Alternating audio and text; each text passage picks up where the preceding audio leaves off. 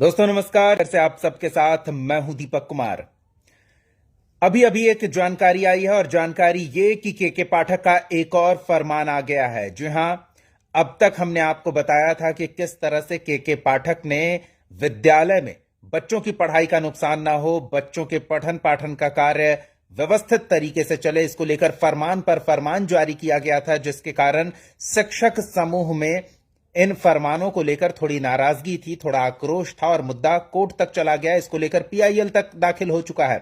इसके बारे में तो हम जानकारी दे चुके हैं, लेकिन अब सर्वे का काम भी किया जाना है। सरकार जातीय सर्वे के काम में आगे बढ़ रही है। इसको लेकर सामान्य प्रशासन विभाग ने सभी जिलाधिकारियों को इस काम में जुट जाने के लिए लेटर जारी कर दिया था हाईकोर्ट के आदेश के कुछ ही देर बाद, और आज से बैठकों का दौर शुरू हो जाएगा। पूरी मशीनरी तैयार है।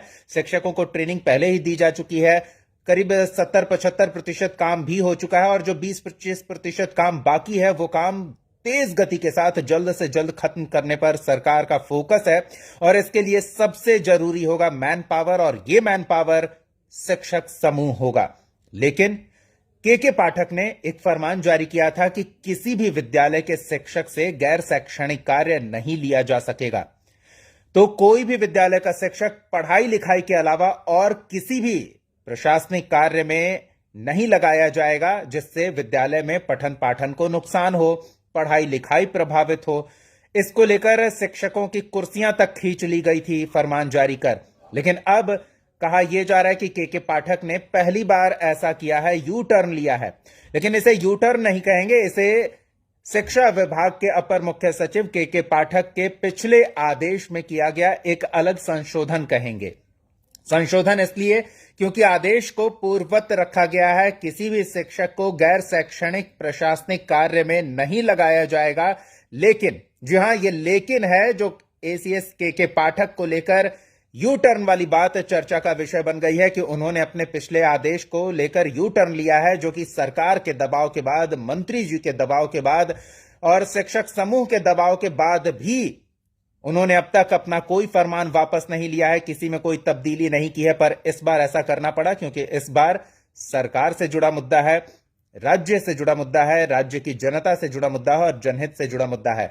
तो ऐसे में सरकार के काम में किसी विभाग के अधिकारी द्वारा जारी कोई आदेश अगर उसमें व्यवधान उत्पन्न करता है, उस काम में रुकावट की गुंजाइश पैदा करता है, तो उसमें बदलाव की संभावना बनती है। और एसीएस के पाठक ने यही किया है और इससे पहले कि विवाद बढ़ता, उन्होंने आदेश में थोड़ी तब्दीली कर दी है। अब शिक्षक किसी और प्रशासनिक कार्य में नहीं लगाए जा सकेंगे, लेकिन जातीय गणना को लेकर जो सर्वे का काम शिक्षकों के सहयोग से सरकार ने शुरू किया था, उसे शिक्षकों के सहयोग से ही सरकार पूरा करेगी, क्योंकि एसीएस के पाठक ने अपने पिछले फरमान में संशोधन कर दिया है और जो विभागीय आदेश जारी हुआ था उसमें संशोधन यह किया गया है कि शिक्षकों को प्रशासन आवश्यकता अनुसार इस सर्वे के काम में सहयोग ले सकती है, लेकिन यह सुनिश्चित करना होगा कि इस काम के कारण विद्यालय में पठन पाठन का कार्य प्रभावित न हो। यानी कि विद्यालय के सारे शिक्षक एक साथ काम पे सर्वे के लगा दिए जाएं और पढ़ाई लिखाई ठप हो जाए, ऐसा न हो। ये जिला प्रशासन, जिला शिक्षा पदाधिकारी सुनिश्चित करेंगे फरमान के बाद। तो के पाठक ने अपना फरमान कोई वापस नहीं लिया है, ना यू टर्न लिया है, उन्होंने संशोधन जरूर इसमें किया है। हालांकि अब जितनी मुंह उतनी बातें और सोशल मीडिया पर किसी को कुछ कहने से रोका नहीं जा सकता है। तो कहा यह जा रहा है, चर्चा का विषय यह बन गया है कि के पाठक क्या सरकार के दबाव में आ गए हैं या उन्होंने ऐसा क्यों किया। तो ऐसा कुछ नहीं है। पठन पाठन कार्य को लेकर एसीएस के पाठक जितने संकल्पित अपने विभाग के कामकाज की जिम्मेदारी लेने के वक्त थे, उतने ही संकल्पित अभी भी हैं।